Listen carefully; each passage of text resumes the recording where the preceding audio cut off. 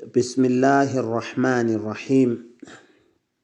الحمد لله والصلاة والسلام على رسول الله وعلى آله وصحبه أجمعين. أما بعد، egameni lika Allah nomusa nesihawu, udumo lonke lube ku-Allah, inkosi yamazwe onke. Siyaqhubeka nencwadi yethu i-Ahmiyatu Tawhid al-Ibada ebhalwe uSheikh Abdul Muhsin ibn Hamad al-Abbad al-Badr. Isifundo sethu-ke sesine lesi. Isifundo sesine. Isihloko-ke sesifundo sanamhlanje uthi umbhali khalqul jinni wal insi litaklifihim bil ibada. Isihloko esimayelana nokudala amajini nabantu ukubabeka umthwalo we-ibada, umthwalo wokukhonza u-Allah subhanahu wa ta'ala. Taklif, ukubekwa umthwalo. Khalaqa Allahu al-jinna wal insa li'ibadati. Allah udale amajini nabantu ukuze bamkhonze. Wa amarahum bitawhidihi wa ta'ati. Wabayalela ukuthi bakhonze yena yedwa, okuchaza ukuthi baphile ngetawhid nokuthi bamlalele. Wa qad inqasamu ila qismaini sa'idun wa shaqi. Usethu Sheikh-ke bahlukene kabili, kukhona onenhlanhla kubona, kube khona oneshwa noma oshwebile noma ongeke aphumelele. Wa asin wa muti', kube khona i'as kuchaza ukuthi lowo ongamlaleli Allah, wa muti' lowo olalelayo. Faman ata'ahu dakhala aljannata wa man asahu dakhala an-nara.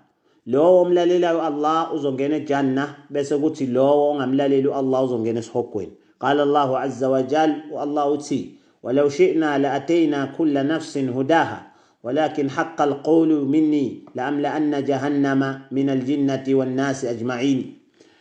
Wa Allah uthi ukube besifisa besonika wonke umphefumulo indlela yawo eqondile, walakin haqqa alqawlu minni, kodwa-ke qinisekile isisho kimi noma inkulumo kimi yokuthi ngizogcwalisa isihogo ngamajini nabantu bonkana. Wa kulluhum ma'muruna manhiyun. Kanti-ke bonke, umbhali kusethi-ke bonke bayalelwe, kanti futhi bonke bavinjiwe. Ekumele sikucaciseke la ukuthi Allah utheni la amla anna jahannama min aljinnati wan nasi ajma'in. Ajma'in kuchaza ukuthi amajini nabantu kokubili. Akuchaza ukuthi wonke umuntu kulomhlaba uzongena phi esihogweni, njengoba sazi ukuthi amakholwa azongena ejanna, bese kuthi laba bangakholwa noma laba babhanga uAllah ekumkhonzeni bazongena emlilweni. Usethi umbhali wa hum ma'a hadha al-amr wan nahy muwaffaquna wa makhdhulun. Allah ubayalele ukuthi kumele benzeni, waphindwa bavimba ezintweni ezithile, kodwa phezukwaso leziyalo noma phezukwakho lokuvinjwa muwaffaqun, kukhona kubona abanikwa amandla okwenza iziyalo, wa makhdhulun, kube khona kubona abayekiwe noma abayekelwe noma bachithiwe bangasizwa. Wa ma'ana khalqihim lil'ibada ay litaklifihim wa ibtila'ihim biha.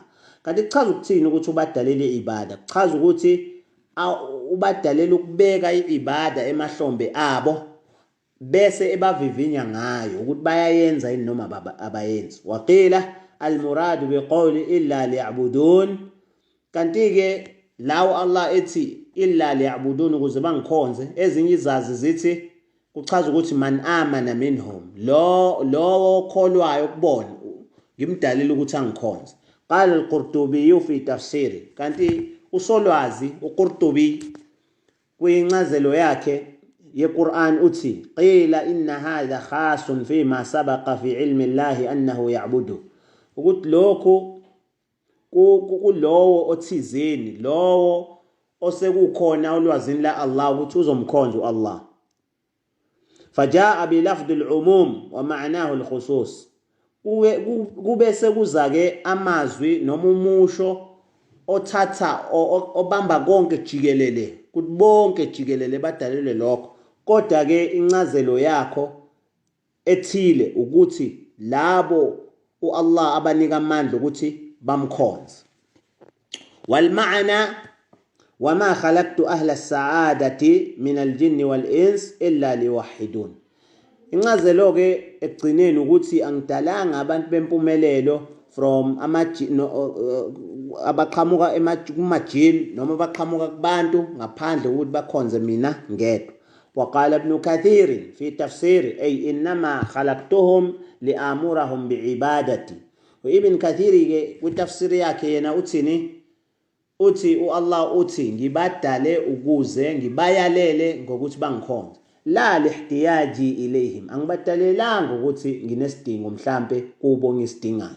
وقال شيخنا الشيخ محمد الأمين الشنقيطي في أضواء البيان. kanti ke umbhali uSheikh Abdul Muhsin useletha amazwi othisha wakhe uthi uthisha wethu uSheikh Muhammad al-Amin al-Shanqiti wathi kwincwadi yakhe Adwa al-Bayan wat-tahqiq insha Allah, okuyikona kona ke encazelweni yaleli verse fi ma'na hadhihi al-ayati al-karima illa liya'budun, encazelweni yaleli verse lithi ngaphandle kokuthi bangikhonze ay illa li'amurahum bi'ibadati wa abtalihim, lichaza ukuthi ngibadalele ukuze ngibayalele ngokuthi bangikhonze bese ngiyabavivinya ukuthi baphi kubona abazokwazi ukugcina lokho. Ay akhtabiruhum bitakalif, ngizobavivinya ngokuthi ngibeke imithwalo phezukwabo. Thumma ujazihim ala a'malihim, bese ngibavuza ngezenzo zabo.